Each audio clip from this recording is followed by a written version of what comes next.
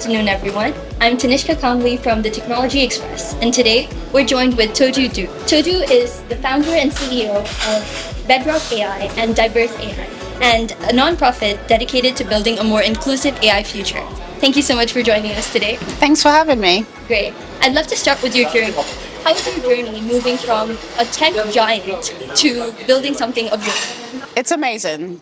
I was at Google for 10 years, so I was being taken care of, and you get a fixed income every month, and then you start off on your own. It's not the easiest of journeys to take, but it's been equally highly rewarding. I'm able to work on things I need to work on without any bureaucracy, without having to convince people or, raise a case to say this is why we should work on this. So it's been a great experience. But I've been meeting so many amazing people. And currently being in Dubai is a great experience as well. So it's definitely a very nice experience, and it's something that I don't regret at all. Definitely. And we're so glad to have you here at SIFAMO AI Summit. Thank It's you. been amazing, and we look forward to your speech soon as well. Since your time at Google, I'm sure you've learned a lot of lessons that help you build the responsible AI frameworks that you came up with. So what were those lessons? Right. So when I joined the team at the time, it was really early days of like generative AI. It was long before ChatGPT came into play. So we were working on building large-scale models. Google had Lambda at the time, which is one of the powering models behind Gemini right now. And we were totally aware that there were lots of risks and harms associated with large-scale models and large language models like Lambda. We set up a team that was almost like a policing kind of team. I built some processes with that team, make sure that we had due diligence in assessing a few risks before any models were launched. For example, we wanted to make sure that there was some form of transparency by making sure that the teams do some work on data cards. All of that work just helped build my experience. I mean, before I joined the research team, I was already working on responsible AI and doing my own project because I was just really interested in the topic, and that's how I made my way into the Google research team. And the framework that I built was really just assessing the entire responsible AI landscape, understanding the different known risks and harms at the time, which are still prevalent today, and thinking of the different solutions that exist, the different research methods and techniques and breakthroughs that have occurred in the responsible AI field, and just putting them all together. So when I was at Google, we did work on a few of them, but Google is such a large company, so everything couldn't sit within the team. So things like machine learning privacy techniques sat with a team outside responsible AI, even if it falls under responsible AI. So leaving Google made it easier for me to just bring everything together and say, this is a framework that you can think about. For some, it's a bit too technical, but it's important for people to be aware that there are different ways we can address some of these risks and harms. It's not going to fix every single one of them, but it can reduce the potency that is prevalent in these models. Got it. So when you launched Bedrock AI, what was the biggest gap that you found in AI ethics and responsibility? Yeah, that's a very good question. So one of the reasons I launched Bedrock AI was I could see a gap in my talks. I always talk about the responsible AI framework. I give an introduction to issues with AI, an introduction to AI for good and its benefits and potential, and I cover a bit of a timeline as well. But I noticed that anytime I talk about the framework, people get it, but they get only one point of it. It's just too much. It's too technical. It's still early days for a lot of organizations in adopting AI and thinking about AI strategies. And now we're talking about the issues with something that they've not really learned much about. So I thought of a way to actually help organizations beyond just telling them what the problem is, but actually having an interface where organizations can just use models, AI models, with peace of mind, knowing that these have been built safely and responsibly. And if they want to build any AI agents as well, they can easily just add responsible AI modules to it. And also being able to offer that service as well. So we have services, which is actually flowing now with Bedrock AI, and we have clients having conversations with clients where we can actually do risk assessments for them, or come up with AI principles and policies, or even different tools that they need on the responsible AI side of things. So just being able to offer a helping hand beyond what's available right now. Understood. Right. And I think a major part of your work focuses on making AI systems more diverse. So I'm really, really curious about how you are working towards making AI truly a representative of the population of the world. So I'd love for you to dive into that as well. Yeah, so I think there are two parts to it. One is making the field and industry a bit more diverse, and the other one is seeing how we can include that in the technology.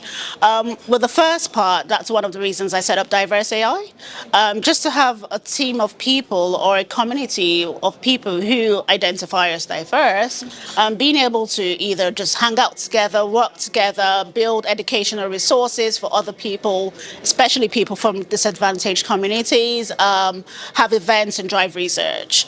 And one of the researches that we're working on answers to the technical side of things, like how do you influence the AI technology to be a bit more diverse, and that really falls on the data set side of things, so on the training data set, because some of the issues that we have with bias and discrimination and lack of fairness in AI models is because the data sets do not represent the world that we live in. They're not diverse and they're not inclusive.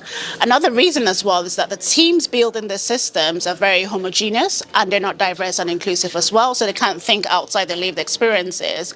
So those are the different things we're trying to address with Diverse AI. A current project that we're working on is seeing how we can improve image generators, so text-to-image generators, generative AI that produces images, and see how they can be less biased, because we know that they're highly biased in the output that they give, and we know that is because of a lack of representation in the training data sets.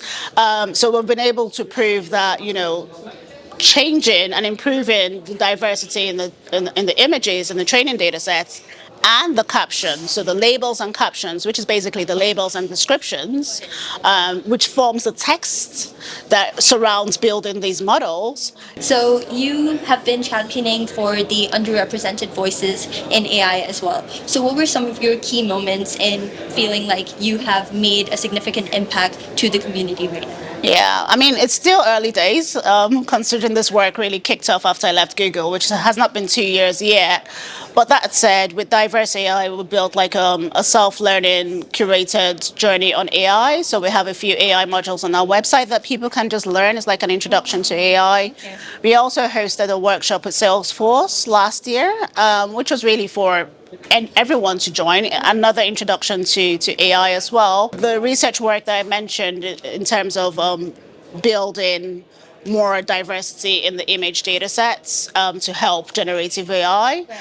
We worked with different communities to have feedback on an existing data set, which was part of the process.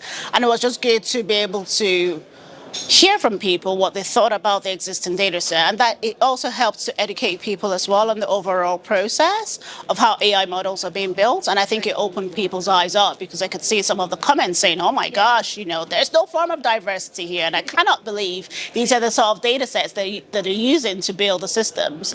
And on the other hand, it was actually quite gratifying to see some people supply their own images to help make it more diverse, and they willingly gave their images and said, we want to help make this diverse. Let's add some diversity in the training data sets, and I'm willing to give you my pictures and the pictures of my girlfriend. And I even asked my mom, who's in Nigeria. She was like, of course you can do it, and I put her pictures there. So that's been a very lovely moment for me. That's amazing. Yeah. So my final question to you is that AI is evolving at an unprecedented pace right now. So what is something that you would urge leaders, global leaders, countries, global economies to keep in mind regarding AI moving forward? And how would you urge them to create systems which are supportive and inclusive? Yeah, so that's a good question. Unfortunately, we can't slow down the process, but if we can, that's the first thing I'll say is let's slow down this speed, because it's going really quickly and there's lots of hype happening. There's lots of snake oil. There's lots of disinformation happening as well. And it's driving a lot of fear, and it's overall affecting the trust in AI systems right now. There was a study by KPMG a couple of years ago which showed a drop in about 5 percentage points in trust, and we have only about 61%. We have about 61% people wary of AI models right now. We have about 80% businesses wanting to invest in AI, and about 67% of their customers do not trust AI. So there's a friction, right, in terms of adoption adoption rates and in terms of acceptance by consumers and by users. So I think the very first thing is just thinking about how we can reduce the misinformation, slow down the pace if possible. A few laws and regulations are in place right now that might slow down the pace. We need to get rid of the fear of missing out and think a bit more strategically about AI adoption. So it's important to always have an AI strategy in place. And it's equally important to make sure that we're educated on the pros and cons of AI, right? Knowledge is wealth, education is power. We cannot be adopting systems if we do not have a full wide spectrum and scope of how they work. And I think that includes the risks and harms associated with AI. AI poses lots of benefits in the world, across different economies, across different businesses, and even across individual lives. But at the same time, it comes with a lot of risks and harms. And arming ourselves with that knowledge will help. And then the next thing, after that is thinking about the different ways to mitigate and reduce these risks. Educating the populace, citizens and population on AI is super important. A lot of people are concerned about losing their jobs. Yes.